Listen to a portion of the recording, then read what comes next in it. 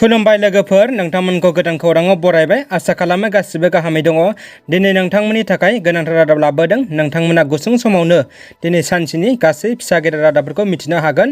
फैदो लोगोफोर, बिदिबा दिनैनि रादाबखौ नायलांदोनि। गिबि रादाबाव दङ, देग्लाय बोसोरनि खुंफुं जानो गोनां अम्बाबासि मेलाखौ बन्द खालामबाय होननानै फोसावबाय।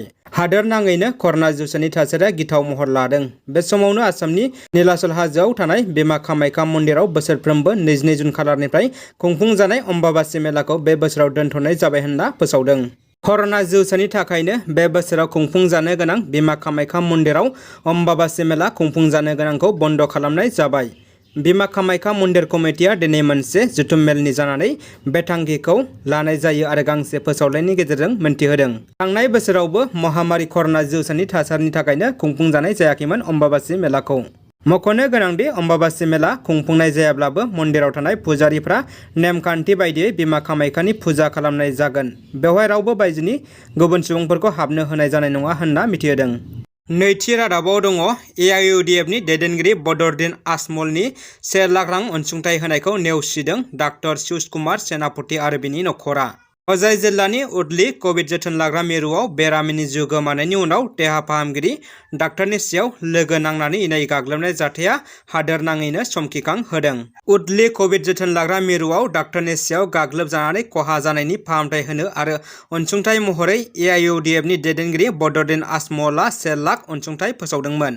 गाग्लोबजानाय डॉ. सुश कुमार सेनापति आरो जोनोमगिरि बिमाया बदरुद्दिन आजमलनि 1 लाख रां अनसुंथाइखौ नाजावना लायाखै। बदरुद्दिन आजमलआ जाथायखौ लानानै दायनिगिरिफोरखौ थाबैनो हमनानै आयेननि साजा होनांगौ होननानैबो दाबि खालामदोंमोन। दासान्दि आसाम सोरखारा गाग्लोबजानाय डाक्टारखौ गुवाहाटी मेडिकेल कलेज हस्पिटालाव फाहामथाय होगासिनो दं। डॉ. सेनापतिनि बिमाया आसाम सावस्रि बिफाननि मन्थ्रि केशव महन्तनि हेफाजाब आरो जोथोन लानायखौ साबायखर होदों आरो बाख्नायदों। बेराफारसेथिं आसामनि गिबि मन्थ्रि डॉ. हिमन्त बिश्व शर्माया बे जाथायाव आखाइ गोनां सा 24 दायनिगिरिफोरखौ हमनो हानाय जाबाय होननानै फोरमायदों। बिनि सायाव गोख्रों नायबिजिरनो बिथोन होनायबो जादों होनना मिथिहोदों। गोजोनथाव खौरां, आसामाव कर'नानि गाग्लोबनाया एसे खमायनो हमदों। हादोर नाङैनो महामारि कर'ना जिउसानि गाग्लोबनाया एसे रुइनो हमनायजों लोगोसे आसाम हादोरसायावबो कर'ना जिउसानि गाग्लोबनाय रिपर्टखौ नोजोर होयोब्ला एसे रुइनाय नुनो मोन्दों। हादोरसायाव मैया कर'ना जिउसानि गाग्लोबनायाव सा 46 सुबुंनि जिउ खहा जानानै थांदों। लोगोसे सा 4309 गोदान कर'ना केस मोननाय जादों। मख'थावनादि हादोरसायाव मैया सा 1,07,075 खौ कर'ना टेस्ट खालामनाय जादोंमोन। बिनिनो सा 4309 सुबुंनि देहायाव कर'ना मोननाय जादों। बेनि गेजेरावनो कामरुप मेट्र' जिल्लानिफ्राय सा 386 गोदान कर'ना केस मोननाय जादों आरो हादोरसायाव कर'ना जिउसानिफ्राय उदां मोननाया 86.94 जौखोन्दो जाहैबाय होननानैबो आसामनि गिबि मन्थ्रि डॉ. हिमन्त बिश्व शर्मा बिथाङा टुइटारनि गेजेरजों फोरमायदों। बेराफारसेथिं आसामाव कर'ना जिउसानि गाग्लोबनाया रुइलांनायखौ नोजोर होनानै सोरखारा फैगौ 7 जुन खालारनिफ्राय लकडाउनखौ आनलक खालामनो थांखिबो लादों होनना मिथिनो मोननाय जादों।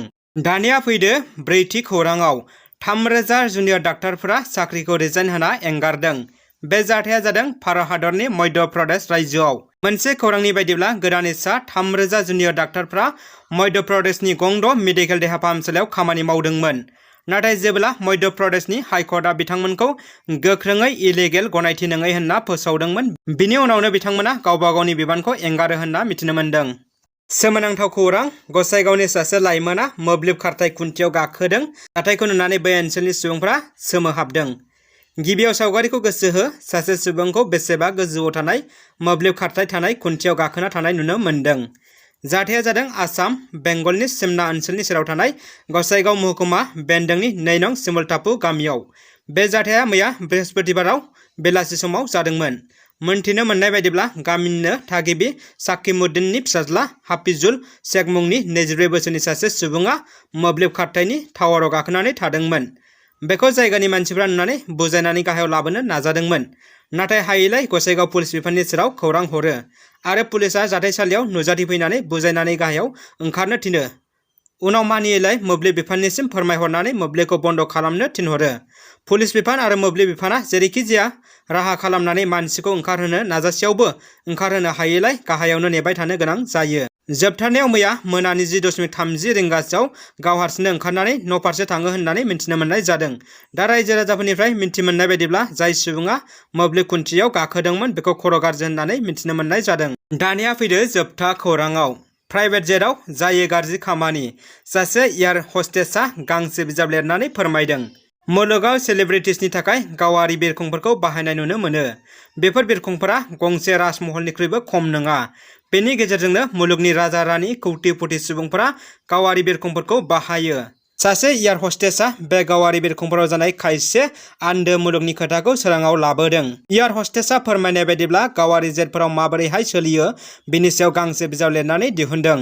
सुलुङाव मिथिनो मोननाय बायदिब्ला सास्किया सान मुंनि एयार हस्टेसआ गाव मोनदांबोनाय गावारि जेटनि सायाव गांसे स्रोद खामानिनि सायाव बिजाबखौ लिरनानै दिहुनदों। बे बिजाबनि गेजेरजोंनो एयार हस्टेस सास्किया साना जेराव सऊदी आरबनि प्रिन्स, आमेरिका, ब्रिटिश आरो जार्मानीनि आरबपतिनि सोमोन्दैबो गुवारै फोरमायनाय दं। बेराफारसेथिं मोनथिना मोननाय बायदिब्ला एयार हस्टेस सास्किया साना 6 बोसोरसिम कमार्शियेल एयारलाइन्सआव खामानि मावोमोन। बेनि उनाव बिथाङा गावारि जेटफोराव खामानि मावनो हमदोंमोन। दिन रादाबा एसेनोसै लोगोफोर। रादाबखौ अननानै शेयार खालाम आरो भिडिअखौ लाइक कमेन्ट खालाम। चेनेलाव गोदानब्ला साबस्क्राइब खालाम। उननि समाव गोदान बर' रादाब नायनो हागोन। गोजोन्थों।